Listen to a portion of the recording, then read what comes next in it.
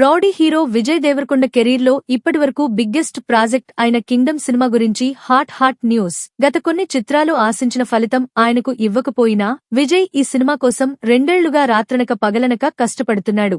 ఈ సినిమాతో solid hit కొట్టాలని ఫుల్ ఫోకస్ తో ఉన్నాడు. అందుకే కింగ్డమ్ సినిమాపై అందరి దృష్టి ఉంది. ఈ సినిమా కోసం విజయ్ దేవరకొండ ఏకంగా 30 కోట్ల రూపాయలు పారితోషికం తీసుకున్నాడట. అవును, ఇది అతని కెరీర్లో ఇప్పటివరకు అత్యధిక రెమ్యూనరేషన్. గతంలో లైగర్ కోసం 20 కోట్లు తీసుకున్న విజయ్ ఈసారి కింగ్డమ్ తో రికార్డ్ బ్రేక్ చేశాడు. ఇక సినిమా బడ్జెట్ విషయానికొస్తే కింగ్డమ్ సినిమా కోసం మొత్తం 130 కోట్ల రూపాయలు ఖర్చయిందట. Star cast, top technicians, grand promotions ఇలా అన్ని కలిసి ఈ భారీ బడ్జెట్ మూవీ అయింది. డైరెక్టర్ గౌతమ్ తిన్ననూరి ఈ ప్రాజెక్ట్ కోసం 7 కోట్లు, కీలక పాత్రలో నటించిన సత్యదేవ్ 3 కోట్లు, హీరోయిన్ భాగ్యశ్రీ బోర్సే 1 కోటి మరియు top music director Anirudh Ravichandra ఏకంగా 10 కోట్లు ఛార్జ్ చేశారట. ఇది నిజంగా ఓ భారీ స్టార్ కాస్ట్ ప్రాజెక్ట్. ఇక కింగ్డమ్ సినిమా హైప్ విషయానికొస్తే మొదటి నుంచి అప్డేట్స్ తో ఫ్యాన్స్ ని ఓపేస్తోంది ఈ మూవీ.